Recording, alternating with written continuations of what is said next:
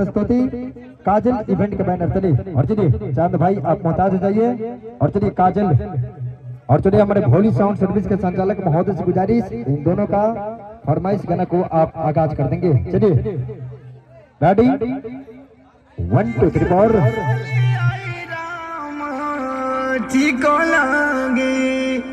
अरे ई का हो रउआ तो बोली मत हमरा से। तो अरे त मुंह का हालत कहले बाड़ू। रउआ बात मत करी हमरा से, कोनो मतलब बा हमरा से? रउआ तो अपने धुन में रहे के बा हमरा। अरे बतिया का भइल बा बताइबे कि बेलमुंड बिगड़बे हमार ना मनबे? बताओ का भइल बा।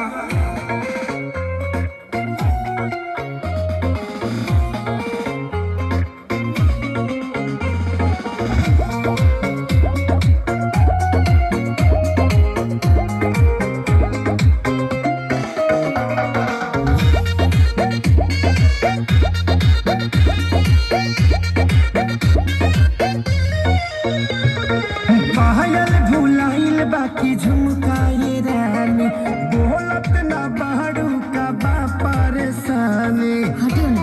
अरे बोला का बात बा? पायल भुलाइल बाकी झुमकाए रानी बोलत ना बाड़ू का बाटे परेशानी। काहे तोहर भोरे से लटकल बलोला हो लटकल बलोला। हाँ तो सुनी ना।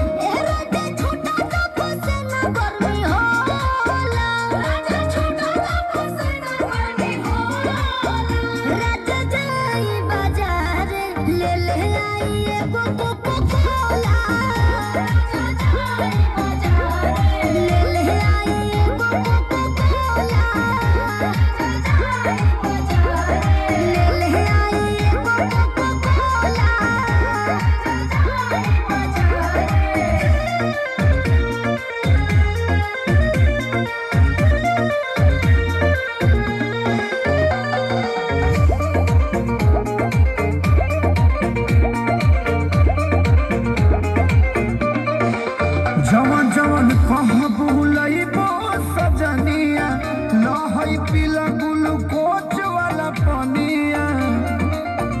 पिया हमरा के तू भुलावेला, मीठा बोली के तोरा में दबावेला। लहई बेटा निखाल हो जमोला हो खाल हो जमोला। हाँ तो सुनी ना।